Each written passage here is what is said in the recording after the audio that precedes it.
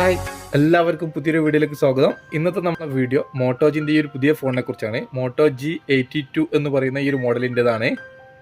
അപ്പോൾ അടിപൊളി ഫീച്ചേഴ്സും നല്ല ഡിസൈനിലൊക്കെ വരുന്ന നല്ലൊരു ഫോൺ തന്നെയാണിത്. അപ്പോൾ ഇതിൻ്റെ ഒരു അൺബോക്സിങ് ആൻഡ് റിവ്യൂ വീഡിയോ ആണ് നമ്മൾ ഇന്ന് ഈ ഒരു വീഡിയോയിൽ കൂടി കാണാൻ പോകുന്നത്.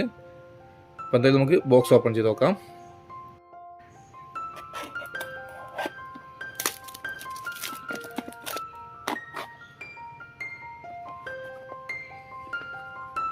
തന്നെ ഫോണാണുള്ളത്. ഫോൺ നമുക്ക് ഇവിടെ വെക്കാം. ബോക്സിൽ ഇത് കൂടാതെ എന്തൊക്കെ വരുന്നുണ്ടെന്നും കൂടി നോക്കാം. ബോക്സിൽ യൂസർ മാനുവൽ വരുന്നുണ്ട്, SIM eject tool, fast charging adapter, type C charging cable.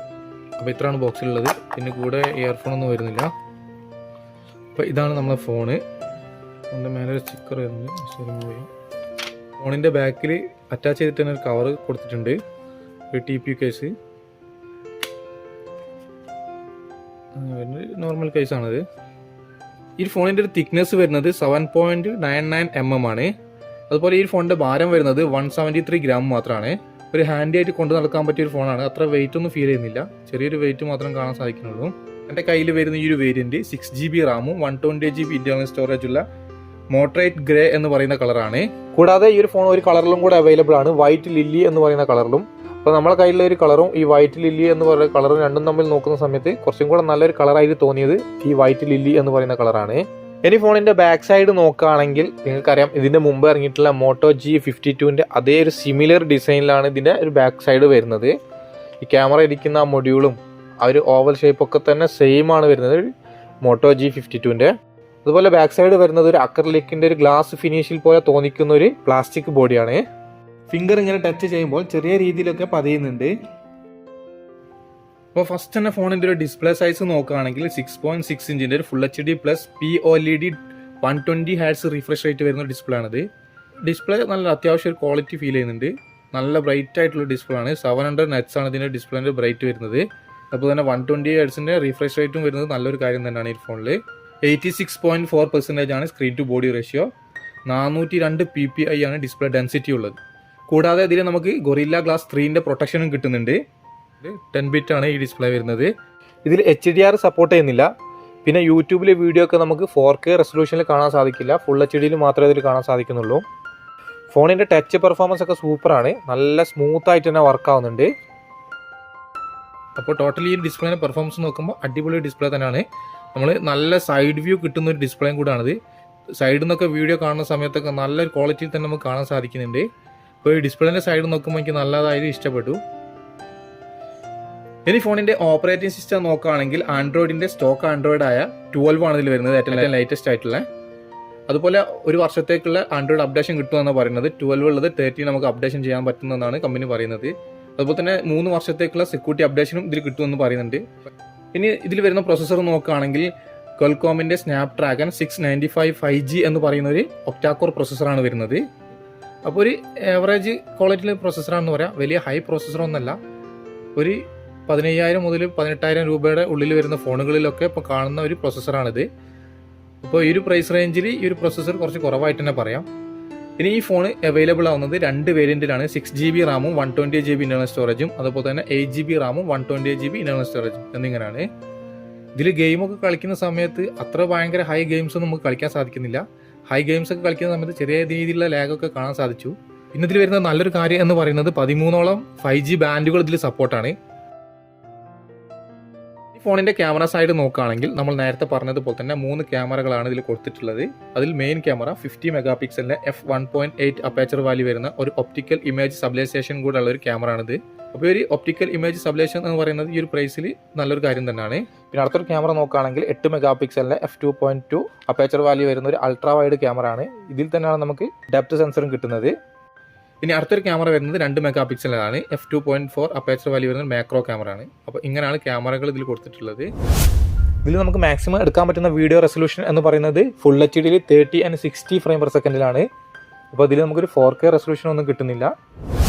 ഇതിലെടുക്കുന്ന ഫോട്ടോസിനായാലും വീഡിയോസിന് high quality ഒന്നും നമുക്കിതിൽ കിട്ടുന്നില്ല, ഒരു ആവറേജ് ക്വാളിറ്റി മാത്രമാണ് ഇതിലെടുക്കുന്ന ഫോട്ടോസിനും വീഡിയോസിനും വരുന്നത്. ഇനി ഫോണിൻ്റെ സെൽഫി ക്യാമറ നോക്കുകയാണെങ്കിൽ 16 മെഗാപിക്സലിൻ്റെ f2.2 അപ്പേച്ചർ വാല്യുള്ള ഒരു ക്യാമറ ആണ്. അപ്പോൾ ഈ ഒരു ക്യാമറയിൽ നമുക്ക് മാക്സിമം എടുക്കാൻ പറ്റുന്ന വീഡിയോ റെസൊല്യൂഷൻ എന്ന് പറയുന്നത് ഫുൾ HDയിൽ 30 ഫ്രെയിം പെർ സെക്കൻഡിലാണ്. അപ്പോൾ റിയർ ക്യാമറിനെക്കാട്ടും കുറച്ചും കൂടെ നല്ല ക്വാളിറ്റി ഫീൽ ചെയ്തു എനിക്ക് ഇതിലെടുത്ത ഫോട്ടോസിനും വീഡിയോസിനൊക്കെ. അപ്പോൾ നല്ല ക്വാളിറ്റിയിൽ നമുക്ക് ഇതിൽ ഫോട്ടോ എടുക്കാൻ പറ്റുന്നുണ്ട് സെൽഫി ക്യാമറയിൽ. ഇനി ഫോണിൽ വരുന്ന കണക്ടിവിറ്റി നോക്കുകയാണെങ്കിൽ വൈഫൈയിൽ 2.4ഉം അതുപോലെ തന്നെ 5 GHz സപ്പോർട്ടാണ്. നമ്മൾ നേരത്തെ പറഞ്ഞതുപോലെ തന്നെ ഇത് 5G ഫോണാണ്. പിന്നെ NFC സപ്പോർട്ട് ഉണ്ട്, സ്ക്രീൻ റെക്കോർഡിംഗ് ഓപ്ഷൻ വരുന്നുണ്ട്, പിന്നെ ഇതിൽ OTG സപ്പോർട്ടാണ്. ഇതിൽ ഡുവൽ സ്റ്റീരിയോ സ്പീക്കേഴ്സ് ആണ് വരുന്നത്. മുകളിലായിട്ടൊരു സ്പീക്കറും താഴായിട്ടൊരു സ്പീക്കറാണ് കൊടുത്തിട്ടുള്ളത്. പിന്നെ ഇതിൽ ഡോൾബി അറ്റ്മോസ് നമുക്ക് കിട്ടുന്നുണ്ട്. അപ്പോൾ എന്തായാലും നമുക്ക് ഇതിൻ്റെ സൗണ്ട് ഒന്ന് കേട്ട് നോക്കാം.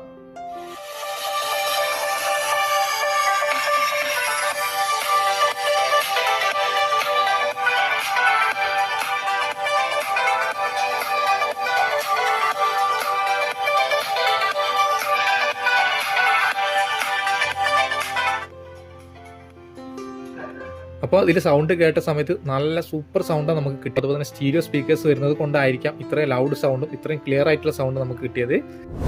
ഇനി ഫോണിൻ്റെ റൈറ്റ് സൈഡിലായിട്ടാണ് പവർ ബട്ടൺ. ഈ പവർ ബട്ടൻ്റെ മുകളിൽ തന്നെയാണ് ഫിംഗർ പ്രിൻറ്റ് സെൻസറും വരുന്നത്. പിന്നെ വോളിയം വോക്കേഴ്സ് ഉള്ളത്. മുകളിലായിട്ട് നോയ്സ് ക്യാൻസലേഷൻ മൈക്കും പിന്നെ ഒരു സ്പീക്കറും വരുന്നുണ്ട്. പിന്നെ ലെഫ്റ്റ് സൈഡിലായിട്ടാണ് സിം ട്രേ വരുന്നത്. ഈ സിം ട്രേ നമുക്കൊന്ന് ഓപ്പൺ ചെയ്ത് നോക്കാം.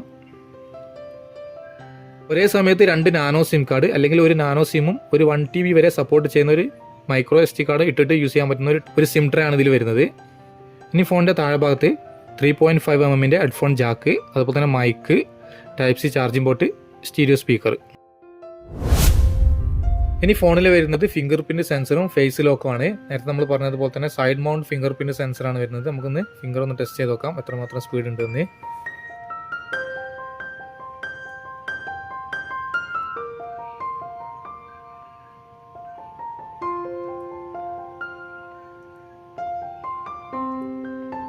ഫിംഗറൊക്കെ നല്ല സ്പീഡിൽ തന്നെ സെൻസ് ആയിട്ട് വരുന്നുണ്ട്.